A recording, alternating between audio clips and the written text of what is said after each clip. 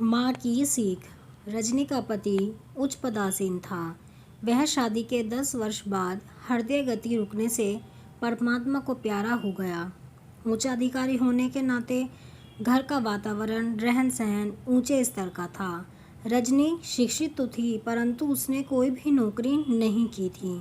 रजनी का 8 वर्ष का एक बेटा था, राजेश। वह अपने पुत्र की सुख सुविधा के लिए तन मन धन से कुर्बान थी। उसने एक प्राइवेट कॉलेज में नौकरी कर ली थी।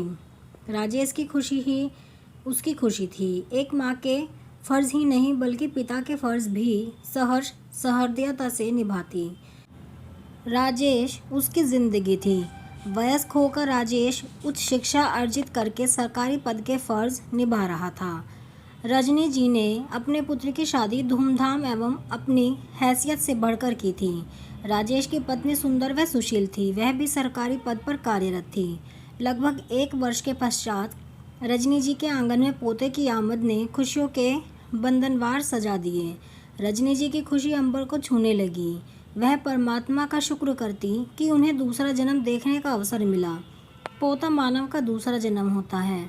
उन्होंने पोते का नाम रवि रखा, जो अपने नाम को सार्थक करता हुआ उनके जीवन में सवेरा ही सवेरा दस्तक दे रहा था। समय हिरनी की भांति कुलाचे भरता हुआ भागता जा रहा था। रजनी जी का पोता 10 वर्ष का हो गया था। वह पोते की प्रत्येक ख्वाहिश पर जान देती। जिस तरह संसार में दादी पोते का बेमोह होता है, उससे भी ज़्यादा घर के प्रत्येक काम में वे सहयोग देती रहती। रजनी जी सेवानिवृत्त हो गई। वे वृद्ध होने के बावजूद भी घर बाहर के अनिवार्य कार्यों के लिए हाथ बटाती।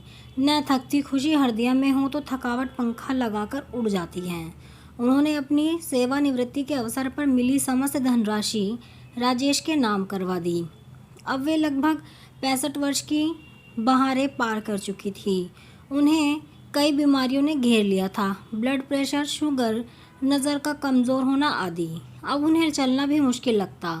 बेड चारपाई का आसरा ही उनकी ज़िंदगी बन गया। एक दिन राजेश की पत्नी ने कहा, माँ जी सारा दिन खांसती रहती हैं, कई बीमारियां हैं।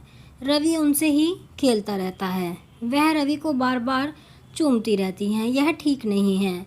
मेरा इशारा आप समझ ही गए होंगे। हम दोनों जॉब पर चले जाते हैं। रवि स्कूल चला जाता है। थके हारे आकर माँ जी को संभालना कितना मुश्किल होता है। कम से कम मैं तो नहीं संभाल सकती।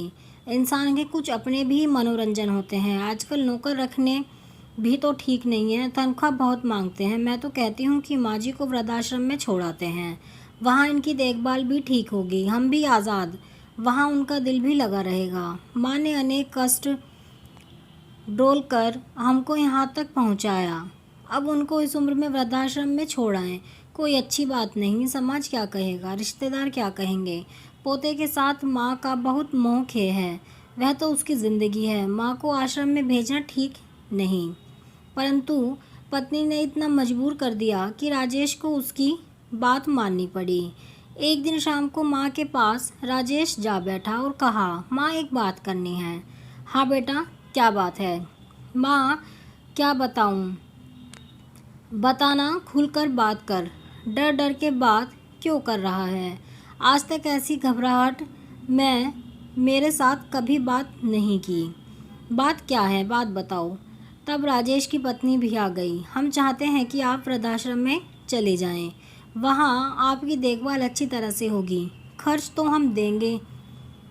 घर में आपकी देखभाल अच्छी तरह से नहीं होती, कई कमियां रह जाती हैं। घर में आपकी देखभाल करना मुश्किल होता है। हम चाहते हैं आपको वृद्धाश्रम की अच्छी सुविधाएं मिले। आपका वहाँ दिल भी लगा रहेगा। आपको वहाँ मिलने आते रहेंगे। माँ ने हंसते हुए कहा, अच्छा, मुझे कोई एतराज़ नहीं, ठीक है। माँ की डबडबाई आँखों से जैसे धुआं निकल रहा हो। उन्होंने चारों ओर देखा, पुत्र और बहू। पोते की ओर देखा और नज़रें नीचे करते हुए खून के आंसू कलेजे में बहाती चली गई। शायद अपने पति की याद में, जैसे पति हिम्मत तथा धैर्य की शक्ति दे रहे हों। आज शनिवार है तथा सोमवार हम आपको आश्रम में छोड़ आएंगे। आपकी तैयारी भी कर देते हैं। रजनी पति को याद करके गुमसुम सी हो गई। पुत्रवधू की खुशी तथा सास के आंसू, दो विपरीत दिशाओं का वर्तमान एक इतिहास को रचने जा रहा था। रात बिस्तर पर पड़ी रजनी जी सोच रही थी कि काश आज पति जिंदा होते तो मेरी और कोई आंख उठाकर नहीं देख सकता था। यह घर मेरा होना था जो आज मेरा नहीं। मेरा तो कुछ भी नहीं है आज यहाँ। वह मन ही मन सोचने लगी। बेटे बहू से तो दूर हो सकती हूँ, परंतु पोते से दूर जाना तो मौत जैसा है। वो सोचने लगे, परमात्मा कौन से जन्म का बदला ले रहा है मुझसे। जीते जी सब कुछ हो रहा है। माता पिता बच्चों को संस्कार दे सकते हैं, प्यार दे सकते हैं, शिष्टाचार सिखा सकते हैं, परंतु व्यवहारिक ज़िंदगी तो बच्चे स्वयं ही अपने आप से, समाज से ही सीख सकते हैं। यह ज़रूरी नहीं कि व्यवहारिक तौर पर शिक्षित बच्चे अच्छे हों। सोमवार को वे रजनी जी को वृद्धाश्रम में छोड़ आए। पोता गुमसुम था, जैसे उसका कीमती जान से प्यारा खिलौना गुम हो गया हो।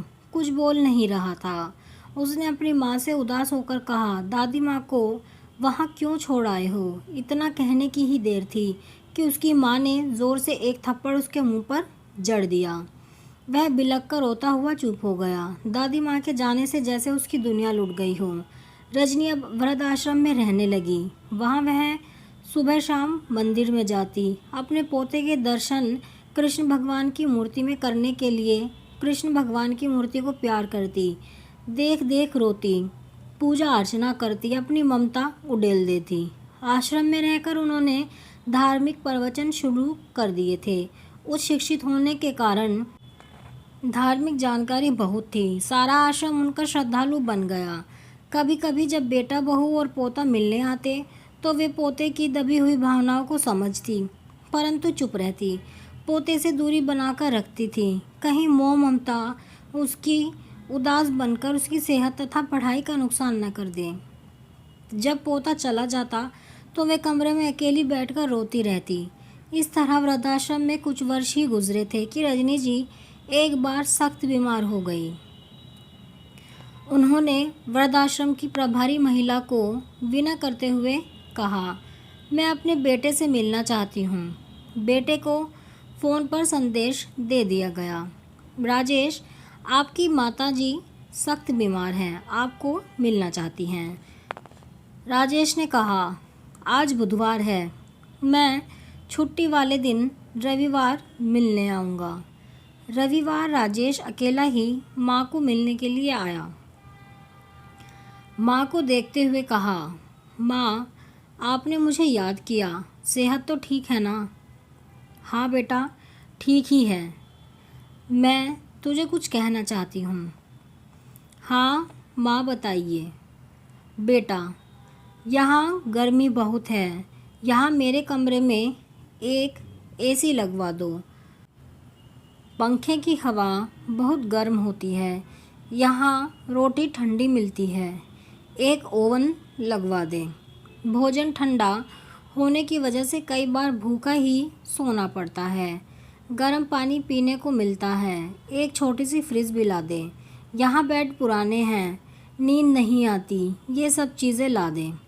राजेश माँ की बातें सुनकर आश्चर्य एवं आक्रोश से कह उठा, माँ, कई वर्षों से तुम यहाँ रह रही हो, कभी भी इन चीज़ों की पहले डिमांड नहीं की, परंतु अब जब मरना सत्र में हो तो इन चीज़ों के लिए लालसा क्यों?